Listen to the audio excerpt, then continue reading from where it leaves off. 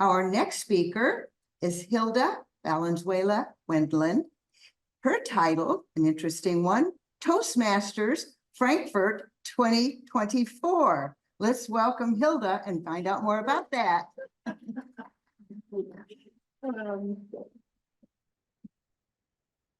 I don't do presentations via Zoom. I'm actually here because I don't know how to manage technology very well. So I'm going to try to do this with some kind of presentation that we just put up in the back. He was able to help me to get into Zoom. Frankfurt Toastmasters 2024. First of all, I figured that everybody here today was going to read about writing a book. I'm publishing the book and going through the crazy process of going to Amazon. And there you are among 32 million books. What is the next step to that? Why not bring it to the world's greatest book fair? That's where you take your little book, to the world's greatest book fair. And that's Frankfurt.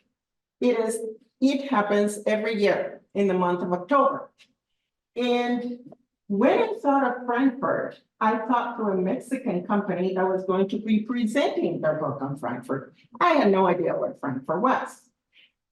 And the book fair. Imagine the convention center in LA and put it on crack and multiply it times 10. It is just huge, 110,000 people in a few days.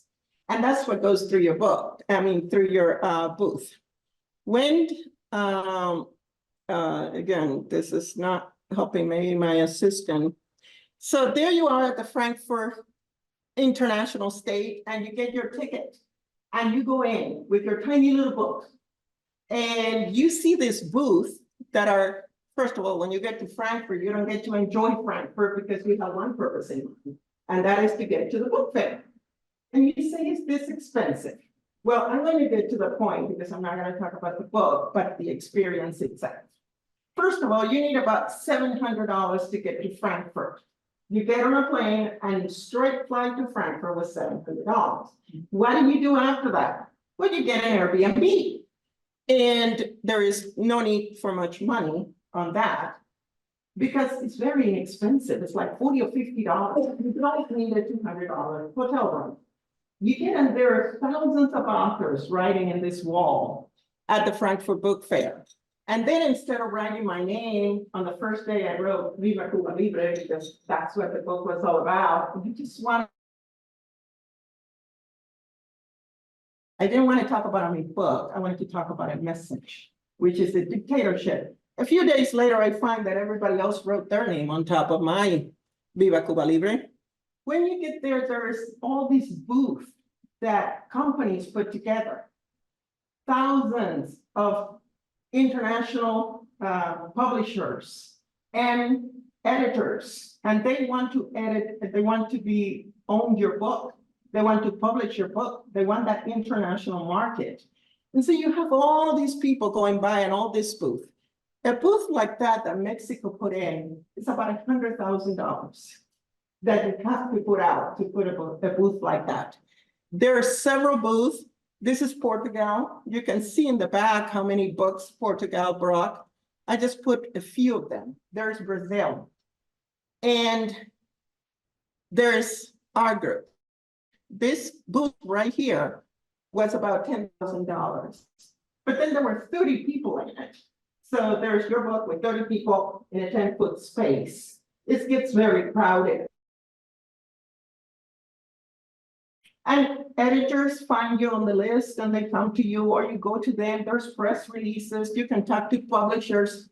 You need to walk about 10 hours in that place. But it's funny, you need to also be in your booth with your book. So you need to kind of split yourself in two. And Dennis did a lot of walking. Here is our place with the book. Now, this was the timeshare. I mean, not the timeshare, the place. You get yourself on the Airbnb, you look at and reviews, and don't be afraid of going because this gentleman, this German gentleman, was the neatest, nicest little guy who speaks better English than me. And he was one buff one train stop from the book fair. So as we leave the book fair, we go into the tunnel, we go, the next stop is his apartment 3 blocks away. That's how easy it is. And it was the neatest experience. And then, of course, you know, you make food at home. You bring the spaghetti and you make it at home. You don't. This is because when should I take my book to the Frankfurt book fair? Should I join a company? It's not about the expense. The expense is not there. You stop at a supermarket, you get that. Then in the morning, you get, you know, you cram yourself into a room with everything you took and another 25 euros on food. It is the will of taking it. Once there, you can see the booth.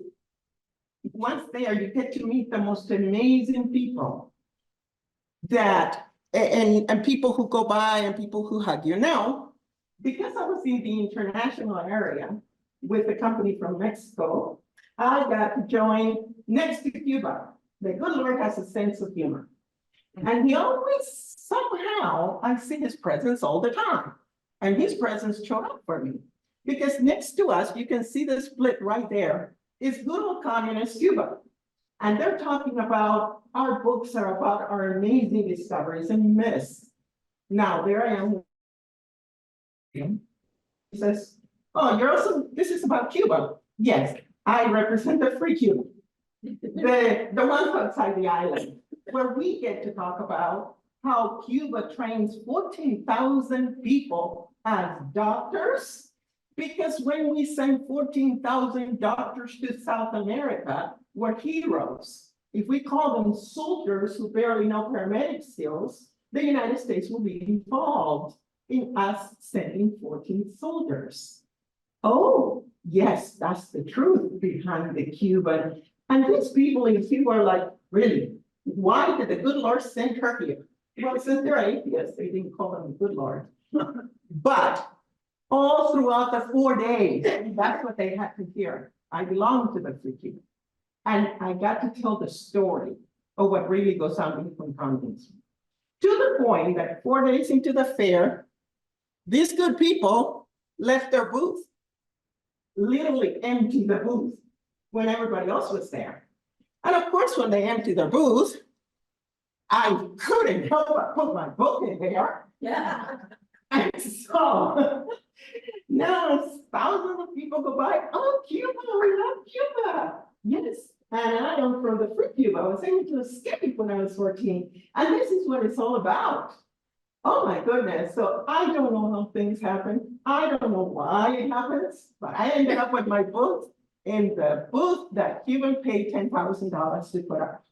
And it was so fun. I don't have to share next time. So this is what I know for sure about the Frankfurt Book Fair. It's coming up in October. And I know someone from Peru. I don't recommend the company that I went through because I realized that he had 6 books and motivational books that he wrote, and I was there by myself. But I met the most wonderful girl from Peru. She lives in Germany for 20 years, and every year she has a small booth with some of her books and some people. It will cost you about $400, maybe $300 to $400. With him this year is $600. He just said me, do I want to exhibit the book? So if you can plan on $300 or $400, maybe we as Toastmasters can plan to put our book in there, not the booth, because the books is a commitment, the booth. You have to apply for the booth this year already, and it's a $10,000 commitment, plus the chairs, plus this, plus that. But for maybe $300 or $400, she doesn't know yet how much it's gonna be, you can register your book. Then you can get on a plane to Frankfurt, and then you can get on an Airbnb. And then from there, once you go every day to the fair and realize that your book is out there and it's an experience of a lifetime, and if you cut back on your lattes, this is just inexpensive to do. Once there, just maybe when you're in Frankfurt, you get the bus to Berlin, and then maybe you get the bus to Nuremberg, and then maybe you get the bus to Munich. And then maybe you just happen to end up in 12 different countries like we did. And so for 8 weeks, we traveled throughout on buses while looking at Europe. So my encouragement is for people to get their book to the nearest bookstore for signing, but think big, think Frankfurt.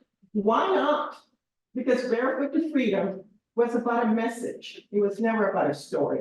Now, for someone that didn't want their story ever told, I started telling it at Toastmasters. The first time I spoke about it was at Toastmasters. And I freaked out because I didn't want anyone to know the story.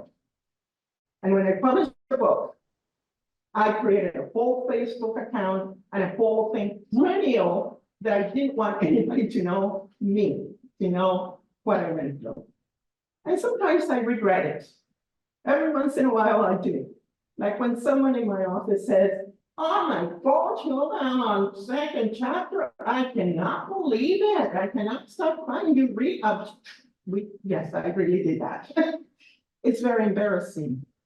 But as time went on, Toastmasters got me to the publishing. Toastmasters do honestly mean it. It was Toastmaster who got me talking about the story that I never wanted to know about. Now my son says, "You sound like Prince Harry." They wanted privacy, but now they're talking about it every 2 minutes and doing Netflix movies. That's how it sounds. Privacy, take it to Frankfurt. But the truth is, it is so worth it. And if you want to make a decision, contact me. I don't have anything on it, but I can help you know the ins and outs, and we can get Frankfurt together in 2024, because that's where we plan to go.